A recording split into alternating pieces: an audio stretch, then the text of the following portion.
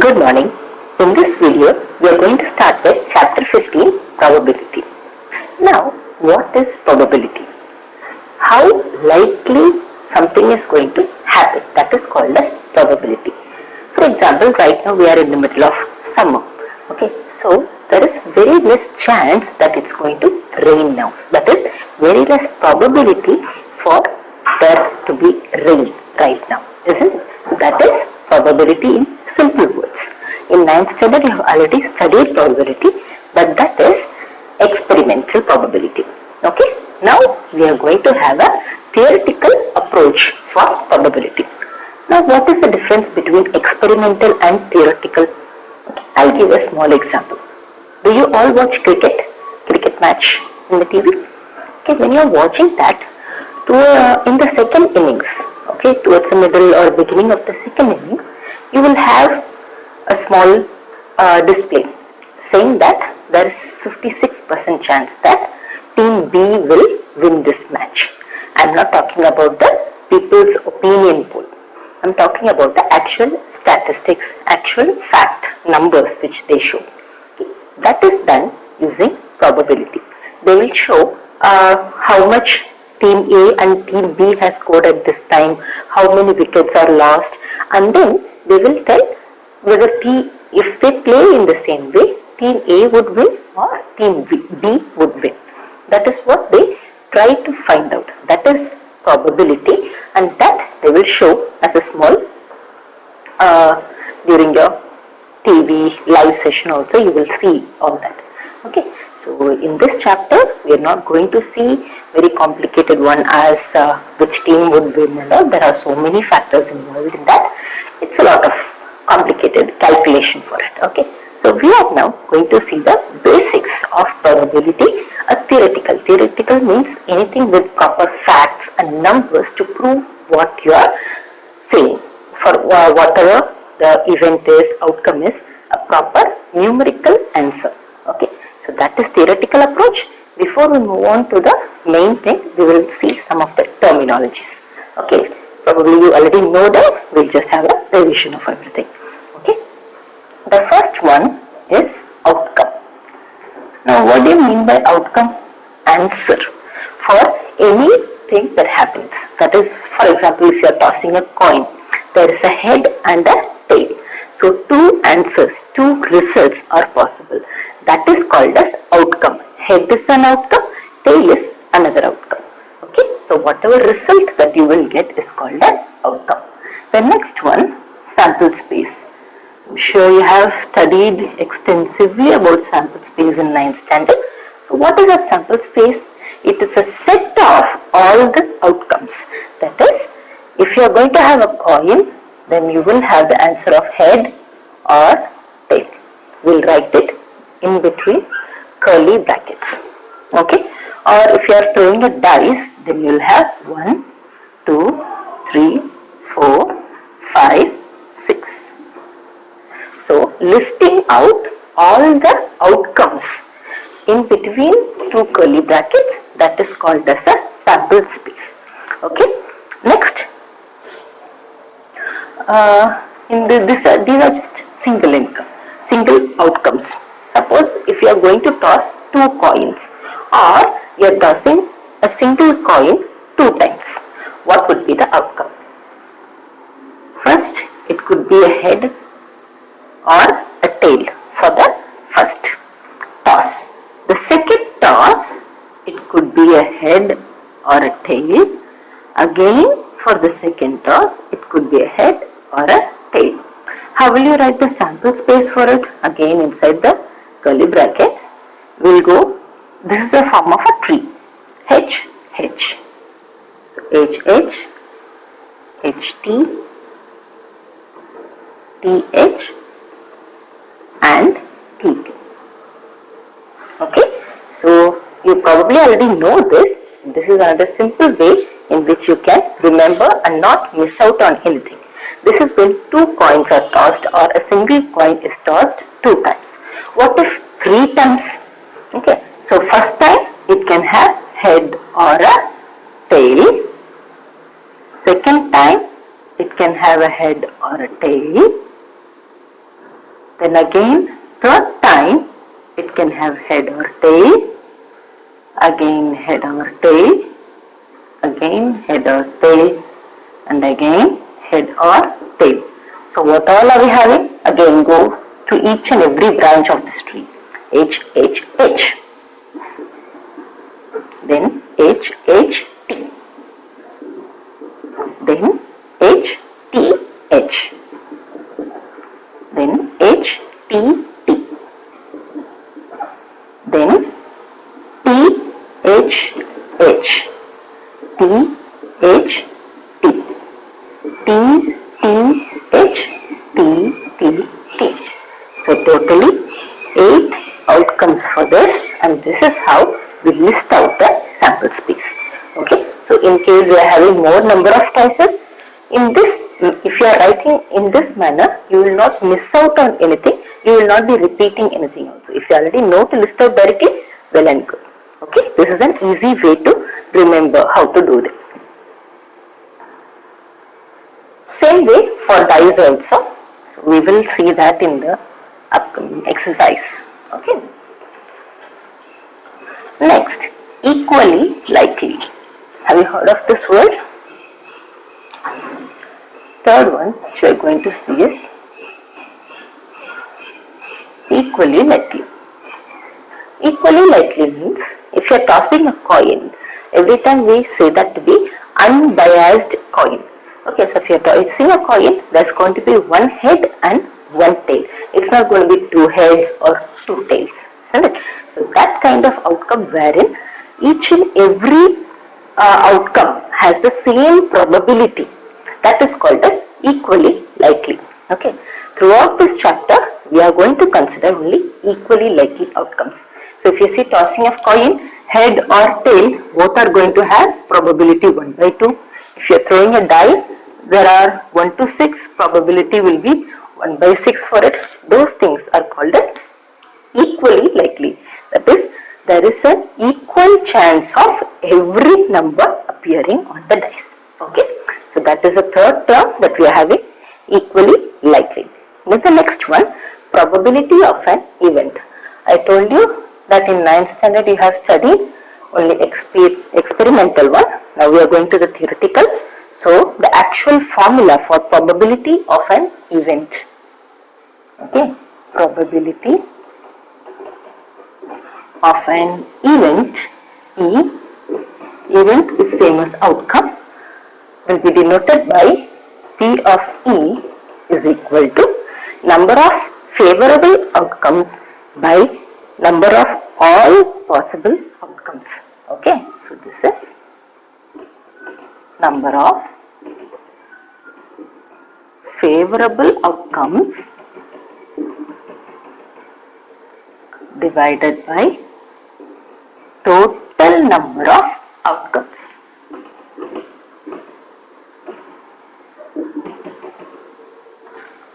So keep it in a bracket. Now this is the formula which you will be using extensively in this whole chapter. Okay.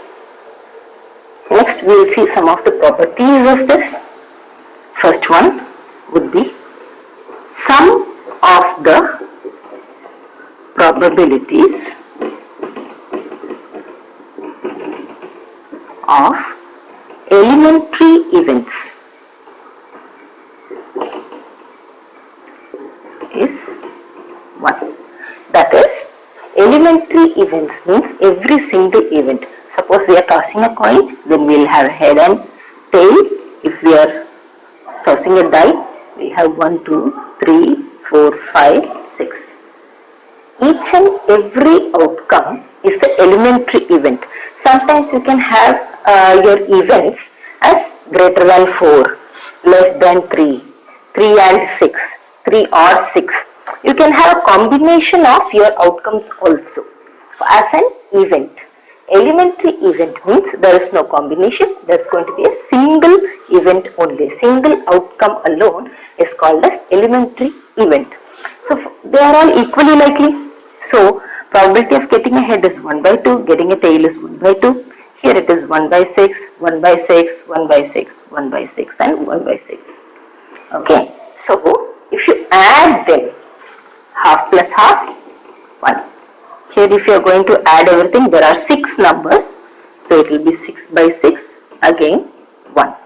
So in equally likely, which we are going to see the whole chapter, for elementary events, sum of the probabilities will always be 1. It won't be less than 1, it won't be greater than 1, it is fixed as 1. Okay, but you have to add all the elementary events. You should not just do 1, 2, 3, 4 alone. You have to consider all the elementary events of that particular experiment, that is either throwing a die or throwing a coin.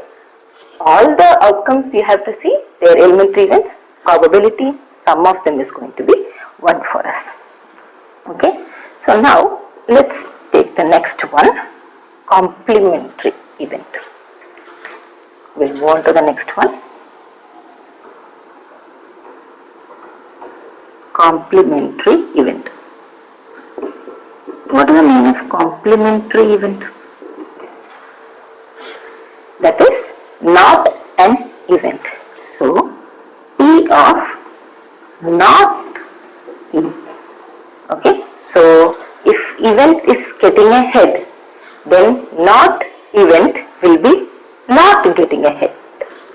If the event is not getting a tail, then not event will be getting a tail, the negation of it. Okay, that will be denoted by P of E bar on the top. Okay, this is called as probability of not E. This will be equal to 1 minus probability of E. This is another important one, which again we will be using in our problems. So probability of not E is 1 minus probability of E, where E is event. These are the sum of main properties. Here E and E bar are called as complementary events. Okay, next we move on to the next terminology. Suppose if you are tossing a die, and then I am telling you event is getting an 8. Is there an 8 in a die? No, we have only 1, 2, 3, 4, 5, 6. We don't have 8 in a die. So then what will be the probability? 0. It's not possible to get something. It is impossible to get an 8 in the experiment. So the probability is 0 for us. That is called as impossible event. That's all. So next we are having impossible event. The name suggests itself. Okay, means when the probability of the event is 0, then it is called as an impossible event. Now what is another? Just opposite of it will be sure event or certain event. Okay, that is probability of the event will be 1. So when the probability of the event is 0, it is impossible event. When the probability of the event is 1, then it is a sure event or certain event. It has 2 names. Okay. Now the next one is 0 less than or equal to probability of an event which is less than or equal to 1. So if you see, whatever experiment we take, probability of the event will be between 0 and 1. If it is equal to 0, it is impossible event. If it is equal to 1, it is a sure event. Otherwise, they are going to lie in between these two ranges only.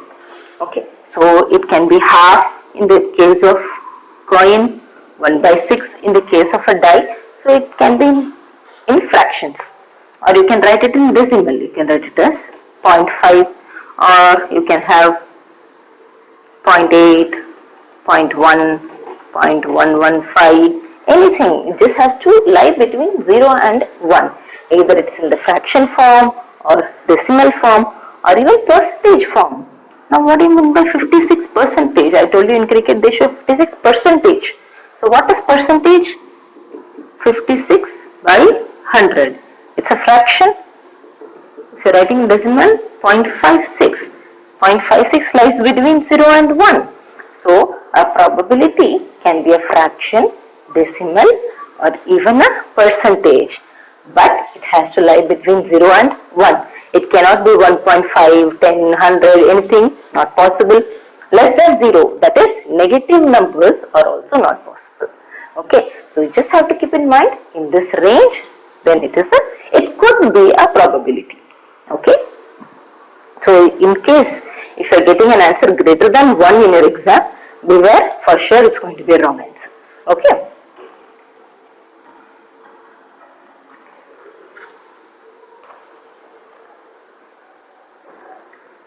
So this much are our terminologies related to probability. Now I'll just give you a gist of a few things that you might need for solving the problems. Okay. Now, do you all play cards, or have you seen cards, playing cards? How many cards are there totally when you play cards? Totally there are 52 cards. Okay, if it's having a 52 card, it is called as a deck of card. That is, it is a complete for playing. That is called as a deck of card, and the deck of card has 52 cards in it. Okay, and there are 4 main symbols. Okay, so the first one looks like this. This is called as a spade. The next one looks like this. It's called as a club. Then we are having this called as a heart, and then we are having a diamond. Out of these 4 symbols, these 2 are black and these 2 are red. So spade and club are black, heart and diamond are red in color. All 4 of them will have the cards 2, 3, 4, 5, 6, 7, 8, 9, 10. Then we are not having 11 and all. We are going to have Jack, Queen, King and Ace. This is called as Ace. Okay, so this is Jack, Queen, King and Ace. Okay, so all cards, there's going to be spade 2, spade J, spade Q, spade A, spade 8, heart 7, club 10, diamond Ace, everything.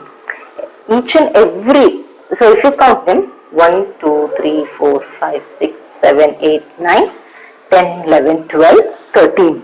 Each will have 13, 13 fours are 52, so we got the deck of cards. Okay, out of this, Jack, Queen and King are called as face cards. Okay, the face. They are called as face cards because if you see the cards, there will be faces actually. The face will be drawn there. All the other cards will just have numbers. This will be written as A's only, nothing else. But these 3 will have face on them. So if they ask you face cards, then there are 3, Jack, Queen and King. So this is about the deck of cards. Total is 52. We have 4 main symbols. 2 are black, 2 are red. Totally there are 13 cards in each symbol. Total 52. Jack, Queen and King are face cards for us. So these are the basics that you would need before we start the chapter probability. And probability is number of favorable outcomes by total number of outcomes in that experiment. Okay, and then what we have, sure event which has probability 1, impossible event which has probability 0. Okay, then the range of the probability is from 0 to 1. Okay, and we are going to see only equally likely kind of problems in this whole chapter. For this year you have only this much. So this is the introduction for probability. Now we will continue with the exercise. Thank you.